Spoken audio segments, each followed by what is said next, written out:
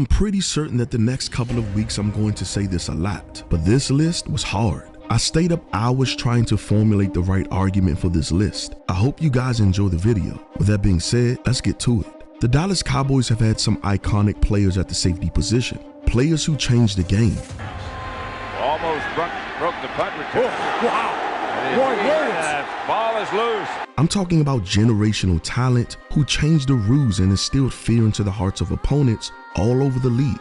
Cornell Green steps in front of Bobby Crispino, and that is that. So when it came to this fifth spot among Roy Williams, Cornell Green, and Michael Downs, it was really difficult. All three players were amazing in certain times of their careers. If we're talking about prime seasons, then Roy Williams easily belongs on the top 5 safeties list. Although great, Cornell Green was a safety much later in his career, past his prime. But this list is not about prime seasons, but who had the better career as a safety. In my opinion, Michael Downs is the 5th best safety in Cowboys history. Let me explain. Drafted in 1981, Downs became a terror in the backfield and one of the greatest thieves in the league.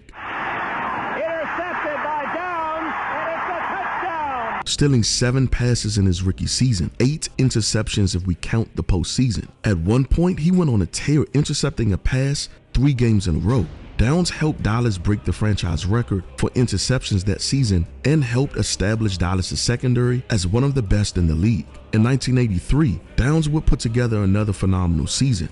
They've got 2 to go. Craig unloading. Michael Downs. He had 4 interceptions, 2 fumble recoveries, and a defensive touchdown. The next season in 1984, Downs had one of the greatest years in NFL history as a safety. His 7 interceptions was tied for 4th best in the league. His 3.5 sacks was 3rd best among all NFL safeties, and he led the team in tackles. Although he didn't make the playoffs, he was named to the 2nd team All-Pro. What made Downs a legend was that he wasn't just a ball hawker. He was the best blitzing safety in the game. Jefferson again in motion. Dickey is overwhelmed by Michael Downs. Like a missile shot forth out of a war tank, Landry sent him after the quarterback from all over the field. He did this over. Blitz again showing. Dickey by White and Downs again. And over. 3 wide receivers wide right. Here comes the blitz. Archer reads it, rolls out. He's hit as he lets it go. And over again. Cowboys are showing blitz, and they come with it. Tips does not have a chance. Down he goes. Now they switch the defense on him.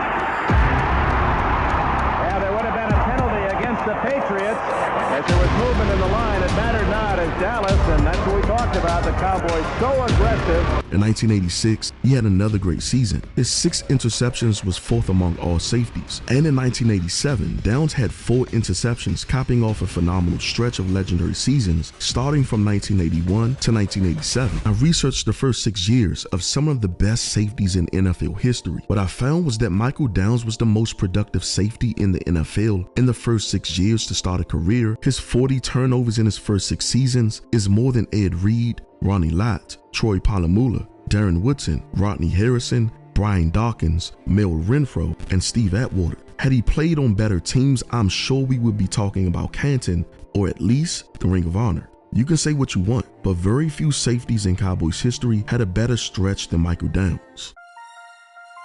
In 1975, Waters was moved to safety to replace the great Cornell Green. From here on out, his career would take off into legendary status. As a strong safety, he became an All-Pro and along with Cliff Harris, formed the best safety tandem of that era. When we talk about football IQ and the ability to dissect and disrupt an offense, Waters, his days of playing quarterback and wide out on a high level in high school and in college paid off. Intended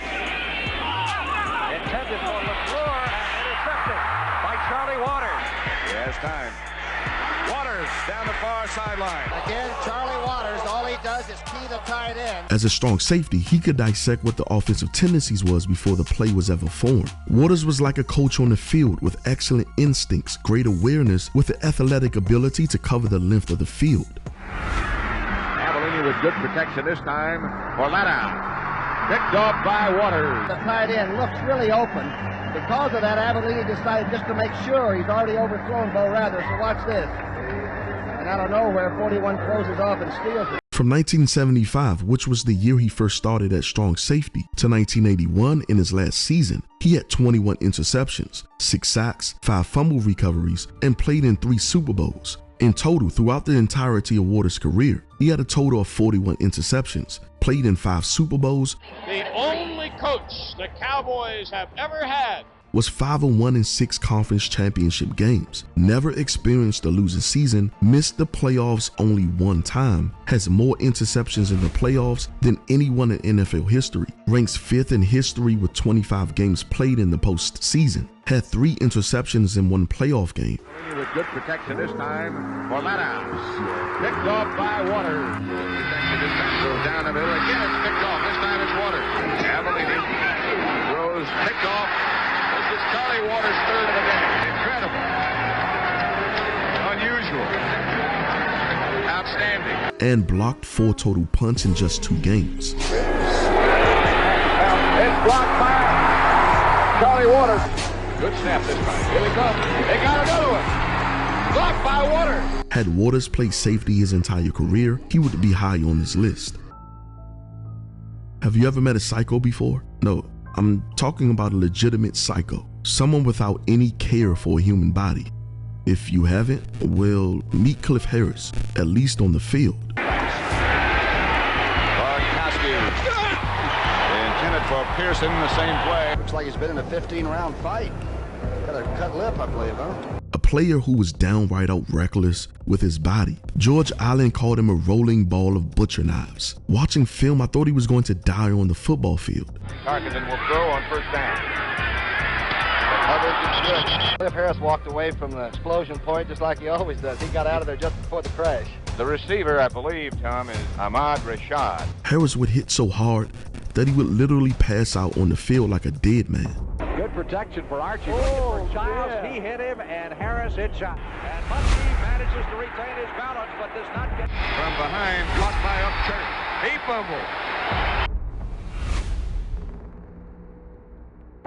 Cliff Harris wasn't just a psychotic hitter. He was also a gifted leader and a student of the game. His vision and leadership on the field earned him the respect of his teammates and his opponents. Harris was athletic enough to hold his own at the back end. He was also physical enough to be effective in the run game. He had an amazing pursuit to the ball that oftentimes looked like a missile flying into traffic. Watching film, I can't tell you how many times I'd had to rewind the video to see what happened. Oftentimes, Cliff Harris was so fast in his pursuit, I never saw him until contact was made. I don't know what his mother fed him when he was young, or what kind of Wheaties he ate for breakfast before game day, but the guy was so reckless in his pursuit to the ball, he defied all logic. He was a 6-time Pro Bowler and a 4-time All-Pro. In fact, Harris was the best free safety in the league for almost a half a decade. He was an All-Pro for 4 years in a row, starting from 1975 to 1978. Harris was so dominant that the Cowboys defense ranked in the top 10 every year with him in the lineup. From 1975 to 1979, Dallas was top 10 in passing defense. When he retired, they went from 3rd in passing defense in 1979 to 16th in passing defense in 1980.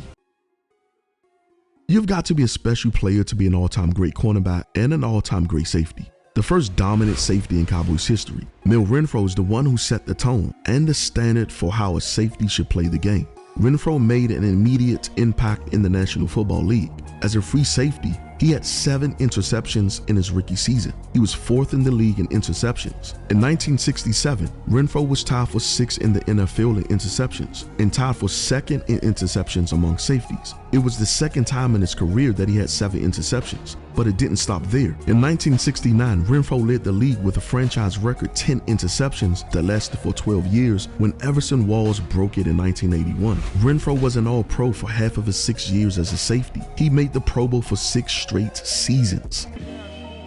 Yes, Renfro was better, but Woody had the better career as a safety. That's my argument. In Woodson's career, he had more tackles, more sacks, more fumble recoveries, and won more Super Bowls. Unlike Renfro, who never won a first-team All-Pro honor as a safety, Woodson had 4 first-team All-Pro honors and just as many Pro Bowls. Woody dominated for a longer period of time. Yeah, Renfro had more interceptions, but Woodson had more sacks and tackles. As good as Renfro was, he never lined up as a linebacker, nor was he used in blitzing packages. That's what safeties are doing now. Wasn't what they were doing then. Of course, Landry scheme team didn't need him to do that. But that's my point. Woodson didn't fit in the scheme like Renfro did. The scheme fit around Woodson. He's one of the guys that makes this nickel defense so good because he's kind of a half linebacker, half safety. He is up there when you run. He's back there when you pass. He's breaking on the ball. He runs a 4.3 40. This guy is one of the real good players and one of the reasons for this #1 defense. And that's why, in my opinion, he's the GOAT safety in Cowboys history and should be in the Hall of Fame. If you like the video, you know what to do. Give your boy some love by hitting that like button, subscribe to the channel, and until next time, as always, thanks for watching.